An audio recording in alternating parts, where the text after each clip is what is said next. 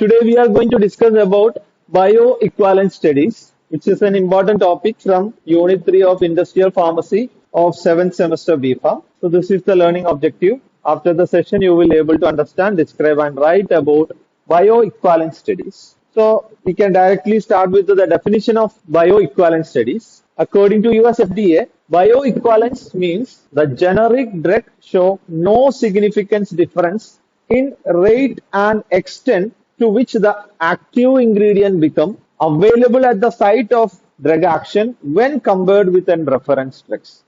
So we have already discussed about the different regulatory requirements of a drug approval. So we have discussed about the IND, NDA and ANDA. So in case of ANDA cases, abbreviated new drug application, we have to prove that one generic drug which is bioequivalent into an standard drugs. ഏത് drug ആയിരുന്നു ഇത്രയും കാലം patented ആയിട്ടുണ്ടായിരുന്നത്, അതിന്റെ patent period കഴിയുന്ന സമയത്ത് ആ patented ആയിട്ടുള്ള ഡ്രഗിന്റെ അതേ rate and extent of absorption into the site of drug action അത് അതുപോലെ തന്നെ കീപ്പ് ചെയ്തിട്ടുണ്ട്. നമ്മൾ പുതുതായിട്ട് മാനുഫാക്ചർ ചെയ്തിട്ടുള്ള ഒരു ജനറിക് ഡ്രഗ് എന്ന് പ്രൂവ് ചെയ്യുന്ന ഒരു സ്റ്റഡിയാണ് ബയോ ഇക്വാലൻസ് സ്റ്റഡീസ് എന്ന് പറയുന്നത്. ഓക്കെ, സിമ്പിൾ ആയിട്ട് പറഞ്ഞു കഴിഞ്ഞാൽ ഒരു സ്റ്റാൻഡേർഡ് ഡ്രഗ് എങ്ങനെയാണോ അതിന്റെ rate and extent of absorption കാണിക്കുന്നത്, അതേ പാറ്റേണിൽ നമ്മൾ ഡ്രഗ് ഏതാണോ ഫോർമുലേറ്റഡ് ആയിട്ടുള്ള അപ്രൂവലിന് പോകാൻ പോകുന്ന ഡ്രഗ് അപ്രൂവലിന് പോകാൻ വേണ്ടി മാത്രമല്ല കേട്ടോ, we have to prove that different batches of our product also showing their bioequivalence. ഞാൻ ഇന്ന് മാനുഫാക്ചർ ചെയ്തിട്ടുള്ള ഒരു ബാച്ച് ഓഫ് ഡ്രഗ് അതിന് കിട്ടുന്ന bio availability, rate and extent of absorption ഞാൻ അടുത്ത മാസം മാനുഫാക്ചർ ചെയ്യുന്ന അതേ സെയിം മെഡിസിനും അതുപോലത്തെ എഫക്ട് കിട്ടുന്നുണ്ട് എന്ന് പ്രൂവ് ചെയ്യാൻ വേണ്ടിയിട്ട് കൂടിയുള്ള ഒരു സ്റ്റഡിയാണ് ബയോ ഇക്വാലൻസ് സ്റ്റഡീസ് എന്ന് പറയുന്നത്. So in another term, bioequivalence studies are performed to demonstrate that different formulations or regimes of a drugs are similar to each other in terms of their therapeutic benefits like efficacy and non-therapeutic side effects like safety. So effect മാത്രമല്ല, rate and absorption മാത്രമല്ല prove ചെയ്യേണ്ടത്, അത് എഫിക്കസ് ആണ്.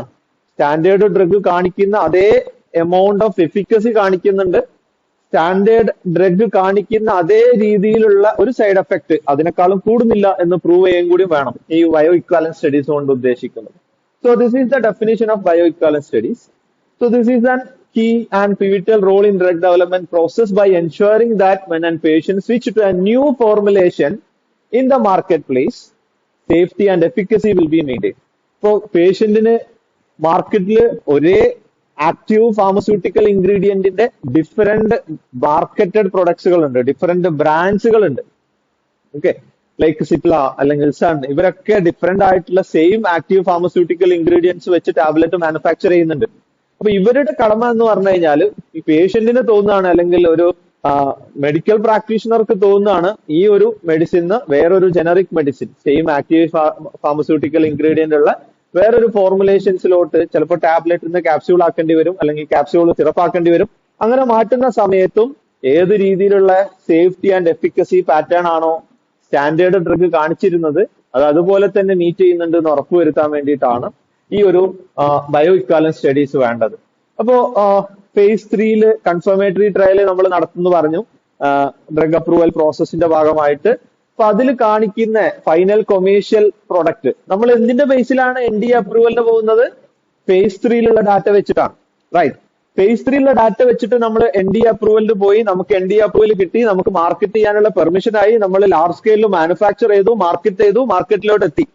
മാർക്കറ്റിലോട്ട് എത്തിയ commercial പ്രൊഡക്റ്റിനും നമുക്ക് കിട്ടിയിട്ടുള്ള face 3 approval കിട്ടിയിട്ടുള്ള പ്രൊഡക്റ്റിനും same bio equivalence കാണിക്കുന്നുണ്ട് എന്ന് പ്രൂവ് ചെയ്യേണ്ടത് ആ സ്പോൺസറുടെ ഡ്യൂട്ടിയാണ്. So that is another importance of bioequivalence studies. Now coming to the importance, എന്തുകൊണ്ട് bioequivalence studies നിർബന്ധമാക്കപ്പെടുന്നു അല്ലെങ്കിൽ അത് ആവശ്യമായിട്ട് വരുന്നു എന്നുള്ളതാണ്. So first one is regulatory approval for generic drugs. ANDA അപ്രൂവലിന് വേണ്ട ഒരു ഇമ്പോർട്ടന്റ് കമ്പോണന്റ് ആണ് ഈ പറയുന്ന bioequivalence studies എന്ന് പറയുന്നത്. Abbreviated new drug application, which is the regulatory requirement for getting approval for a generic product. Generic product in the market ചെയ്യാനുള്ള approval കിട്ടാനുള്ള regulatory requirement എന്താണ്?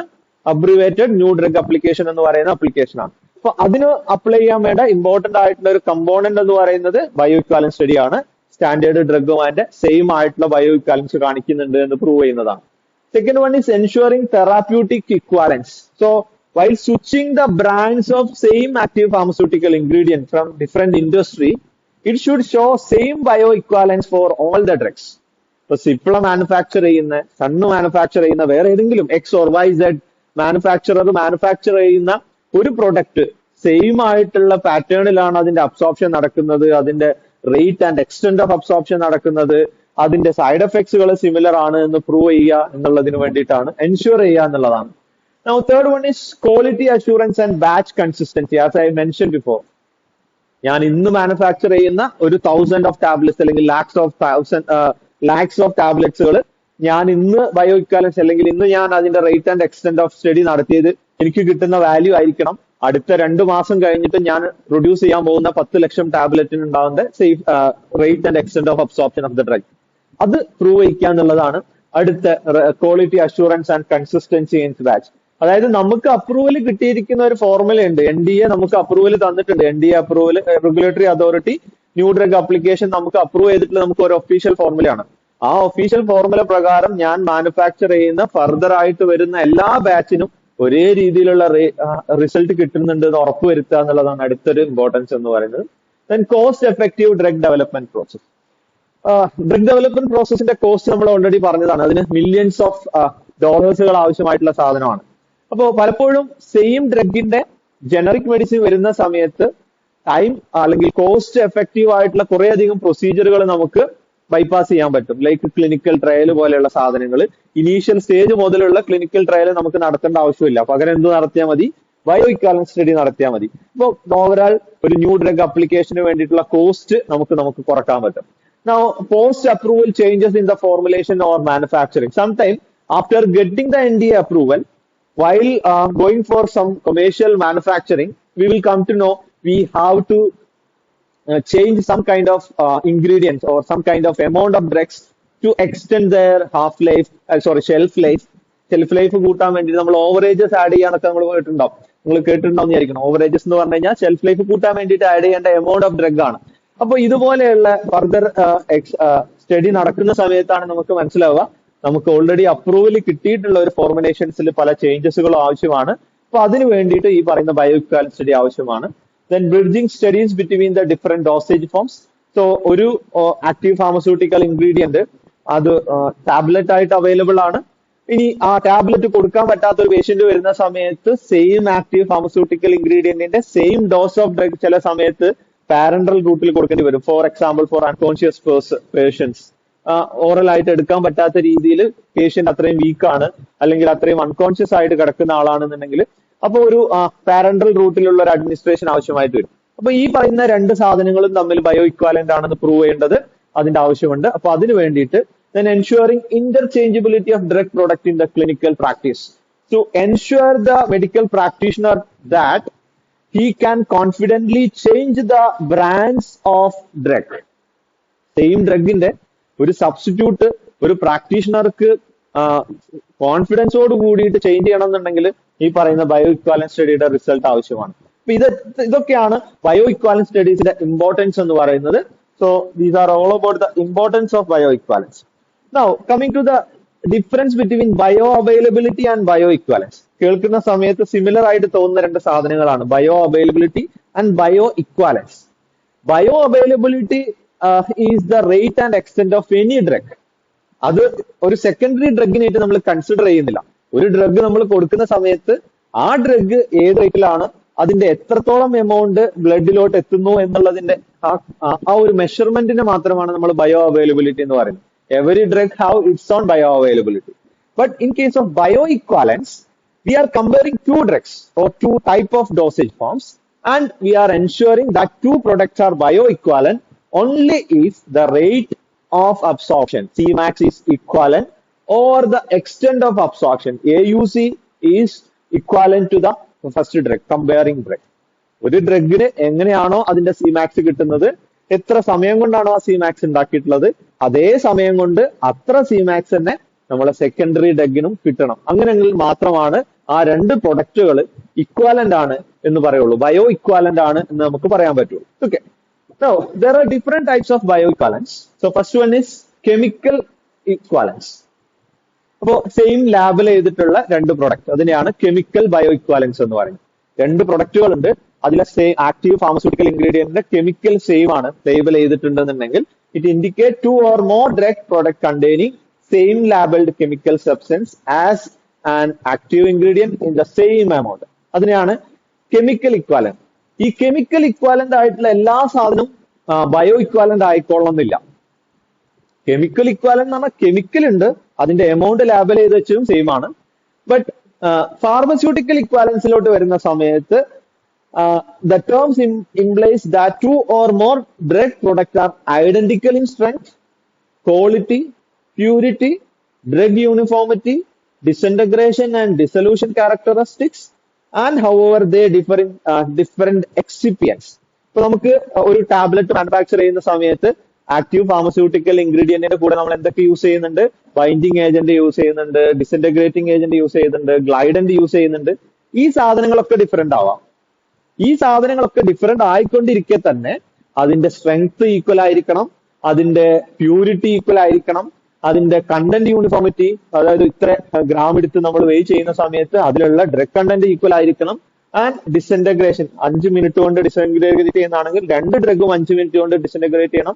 ഡിസൊല്യൂഷൻ ഒരു 30 മിനിറ്റ് കൊണ്ട് 100% ഡിസോൾവ് ചെയ്യുന്നതാണെങ്കിൽ 2 ഡ്രഗും 100% ഡിസോൾവ് ചെയ്യണം. അങ്ങനെയാണെങ്കിൽ ആ രണ്ട് പ്രൊഡക്റ്റിനെ നമുക്ക് എന്ത് പറയാം? ഫാർമസ്യൂട്ടിക്കലി ഇക്വാലന്റ് ആണെന്ന് പറയാം. ആദ്യത്തത് കെമിക്കൽ ഇക്വാലന്റ് ആണ്, chemically they are equivalent, amount equivalent ആണ്. പക്ഷെ അത് പ്രാക്ടിക്കൽ ആയിട്ട് ഒരു ഫോർമുലേഷനിലോട്ട് വരുന്ന സമയത്ത്, ആ ഫോർമുലേഷൻ ഒരു പേഷ്യന്റിന് കൊടുക്കുന്ന സമയത്ത് ആ പേഷ്യന്റിന് കിട്ടുന്ന സ്ട്രെങ്ത്, പ്യൂരിറ്റി, അതിന്റെ ഡിസിന്റഗ്രേഷൻ, കണ്ടന്റ് യൂണിഫോമിറ്റി ഈക്വൽ ആണെങ്കിൽ മാത്രമേ അതിനെ ഫാർമസ്യൂട്ടിക്കൽ ഇക്വാലന്റ് എന്ന് പറയാൻ പറ്റുള്ളൂ. ഇനി ബയോ ഇക്വാലൻസ് എന്ന് പറയുന്ന സമയത്ത് ഇതാണ് നമ്മൾ മെഷർ ചെയ്യുന്ന സാധനം എന്ന് പറയുന്നത്. ഫാർമസ്യൂട്ടിക്കൽ ഇക്വാലന്റ് ആയിക്കൊണ്ടിരിക്കെ തന്നെ same rate and extent of absorption should B same.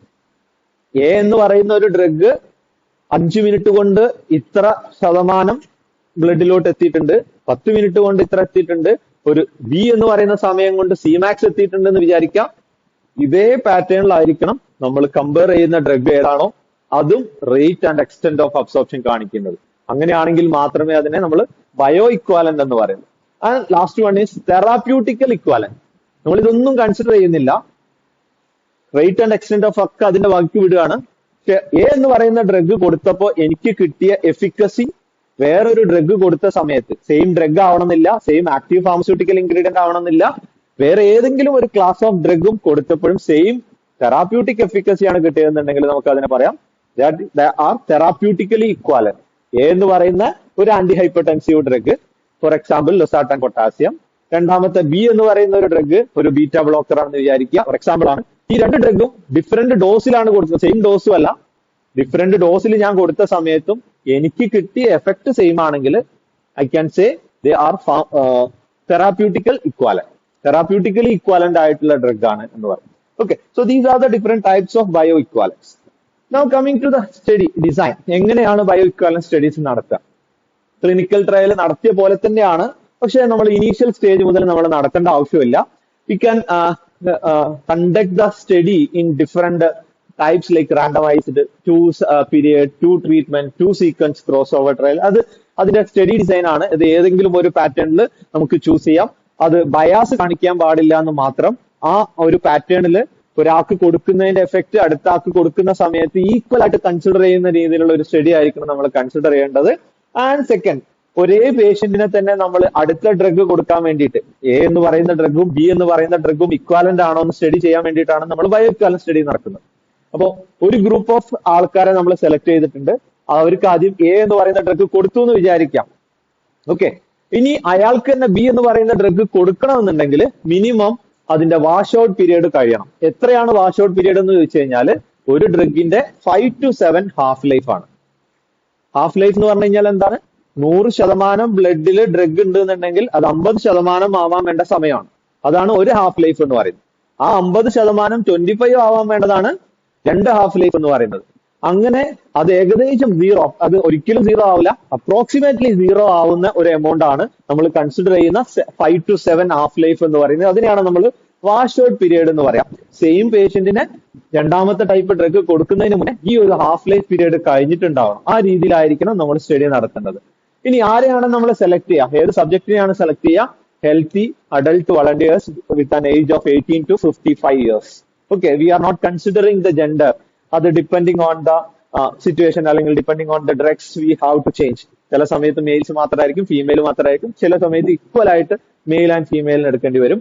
Then number of subject also based on the statistical number.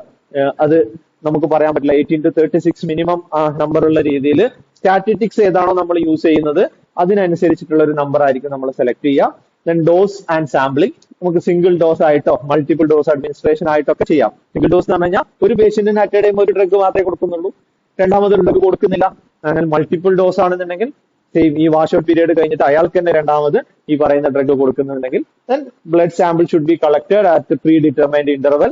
Then we have to separate the blood and plasma, and we have to measure the concentration in the plasma, and then we have to plot pharmacokinetic parameter measure ചെയ്യാനുള്ള graph ഏതാണ്? Plasma concentration versus time graph ആണ് വരക്കുന്നത്.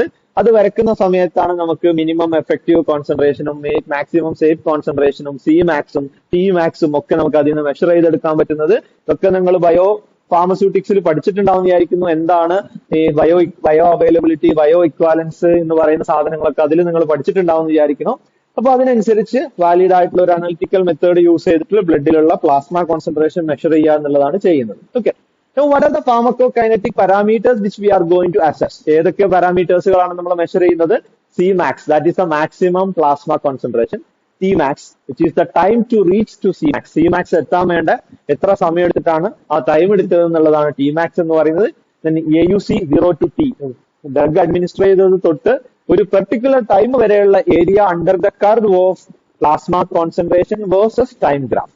Okay, അതിന്റെ AUC 0 to T വരയ്ക്കുന്നുണ്ട്, അതുപോലെ 0 to infinity extrapolate ചെയ്ത് ഇൻഫിനിറ്റിയിൽ വരെയുള്ള data നമ്മൾ measure ചെയ്യുന്നുണ്ട്. And elimination half life also can be calculated from this. ഏത് ഗ്രാഫ് എന്നാണ്? Plasma concentration versus time graph. That is one method. Another method is urinary excretion data method. രണ്ട് മെത്തേഡുകളാണ് ഈ bioavailability, bioequivalence സ്റ്റഡീസിന് വേണ്ടിയിട്ട് നമ്മൾ use ചെയ്യുന്നത്. Okay, ഇനി we have to use some kind of statistical analysis because we are just doing this bioequivalence studies in small population. 18 to 36 നമ്പേഴ്സിലൊക്കെ നമ്മൾ ചെയ്യുന്നത്. ഈ ഡാറ്റ വെച്ചിട്ടാണ് നമ്മൾ എന്ത് പറയുന്നത്?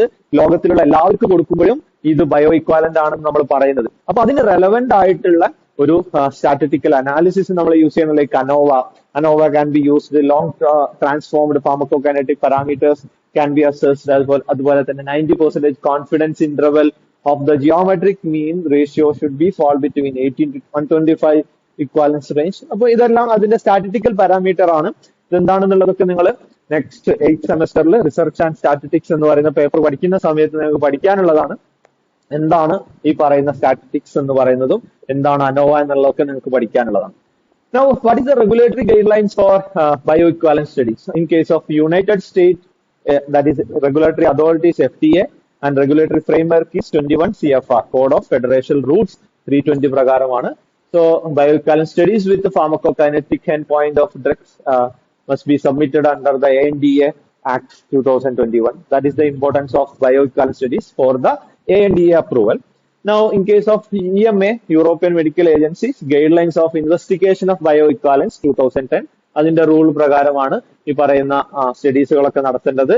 In India, it is CDSCO, the authority is CDSCO and governed under the New Drug and Clinical Trial Rules 2019. And guidelines are issued by CDSCO, and WHO provide global guidelines for bioequivalence studies to support the generic drug submission in the low and middle income countries. So, സ്വന്തമായിട്ട് regulatory authority ഇല്ലാത്ത കൺട്രികളെ control ചെയ്യുന്നത് WHO ആണ്. India, US പോലെയുള്ള സ്വന്തമായിട്ട് regulatory authority ഉള്ള രാജ്യങ്ങളാണ്. അതില്ലാത്ത കുറച്ച് lower ആയിട്ടുള്ള രാജ്യങ്ങളൊക്കെ ഉണ്ടെന്നുണ്ടെങ്കിൽ അവർക്ക് വേണ്ട ബയോ ഇക്വാലൻസ് സ്റ്റഡീസിന്റെ ഗൈഡ് ലൈൻസുകളൊക്കെ കൊടുക്കുന്നത് WHO ഗൈഡ് ലൈൻസ് ആണ്. അത് പ്രകാരമാണ് അത് നടത്തേണ്ടത്. ഓക്കെ, ഇനിയിപ്പോ ഒരു എക്സാമ്പിൾ പറഞ്ഞിട്ട് നമുക്ക് ഈ ബയോ ഇക്വാലൻസ് സ്റ്റഡീസ് നിർത്താം. ഇപ്പോ സാധാരണ ബയോ ഇക്വാലൻസ് സ്റ്റഡീസ് നമ്മൾ മെയിലും ഫീമെയിലും ഹെൽത്തി സബ്ജക്റ്റിലാണ് നടത്താറുള്ളത്. ഇവിടെ നമ്മൾ രണ്ട് സാധനങ്ങളാണ് കമ്പയർ ചെയ്യുക, ഒന്ന് റെഫറൻസും ഒന്ന് സ്റ്റാൻഡേർഡും. ഓക്കെ, അല്ലെങ്കിൽ ടെസ്റ്റും റെഫറൻസ് എന്ന് പറയുന്നത്, ആർ എന്ന് പറയുന്നത് സ്റ്റാൻഡേർഡ് ആയിട്ട് യൂസ് ചെയ്യുന്ന ഡ്രഗ്, അതുമായിട്ട് നമ്മളെ ടെസ്റ്റ് സാമ്പിളിനെയാണ് കമ്പയർ ചെയ്യുന്നത്. അപ്പൊ ഇതാണ് ഈ ഒരു എക്സാമ്പിൾ ക്രോസ് ഓവർ ഡിസൈൻ എന്ന് പറയുന്ന ഡിസൈനാണ് ഇവിടെ നമ്മൾ പറയുന്നത്. 2x2 ക്രോസ് ഓവർ ഡിസൈൻ എന്ന് പറയുന്നതാണ്. അപ്പൊ നമ്മൾ ആദ്യത്തെ സീക്വൻസിൽ ആദ്യം നമ്മൾ എന്ത് ചെയ്യും, RT എന്ന് പറയുന്ന സീക്വൻസ് ആണ് നമ്മൾ എടുക്കുന്നത്. അതായത് ഫസ്റ്റ് ഗ്രൂപ്പിൽ നമ്മൾ റെഫറൻസ് സാമ്പിൾ കൊടുക്കും, ദെൻ രണ്ടാമത്തെ ഗ്രൂപ്പിൽ നമ്മൾ എന്ത് ചെയ്യും, ടെസ്റ്റ് സാമ്പിൾ കൊടുക്കും. ഓക്കെ, ഈ കൊടുത്തു കഴിഞ്ഞ് നമ്മളെ പ്ലാസ്മ കോൺസെൻട്രേഷൻ ടൈം ഗ്രാഫ് വരക്കാൻ വേണ്ട ഡാറ്റ നമ്മൾ കളക്ട് ചെയ്യും, ബ്ലഡ് എടുക്കും, ബ്ലഡിനെ സെപ്പറേറ്റ് ചെയ്യും, പ്ലാസ്മ കോൺസെൻട്രേഷൻ മെഷർ ചെയ്യും. We will plot the graph of plasma concentration versus time graph, and we will measure the pharmacokinetic parameter which is specified in area. ആ സമയത്ത് പറഞ്ഞ സമയം കഴിഞ്ഞു കഴിഞ്ഞാൽ 5 to 7 ഹാഫ് ലൈഫ്, അതാണ് വാഷ് ഔട്ട് പീരീഡ് എന്ന് പറയുന്നത്. വാഷ് ഔട്ട് പീരീഡ് കഴിഞ്ഞു കഴിഞ്ഞാൽ നേരെ ക്രോസ് ചെയ്യും. അതായത് ആദ്യം റെഫറൻസ് കൊടുത്തിട്ടുള്ള ആൾക്ക് എന്ത് ചെയ്യും, പിന്നെ ടെസ്റ്റ് സാമ്പിൾ കൊടുക്കും. ആദ്യം ടെസ്റ്റ് സാമ്പിൾ കൊടുത്തിട്ടുള്ള ആൾക്കാർക്ക് റെഫറൻസ് സാമ്പിൾ കൊടുക്കും. ഓക്കെ, എന്നിട്ട് സെയിം എക്സ്പെരിമെന്റ് സെയിം രീതിയിൽ നമ്മൾ മെഷർ ചെയ്യും. we will check the overlapping. ഒരേ ഇൻഡിവിജ്വലിന് ടെസ്റ്റ് സാമ്പിൾ കൊടുത്ത സമയത്ത് നമുക്കൊരു പാറ്റേൺ കിട്ടി ഗ്രാഫിന്റെ, അതേ ആൾക്ക് റെഫറൻസ് സ്റ്റാൻഡേർഡ് കൊടുത്ത സമയത്ത് നമുക്കൊരു ഗ്രാഫിന്റെ പാറ്റേൺ കിട്ടി.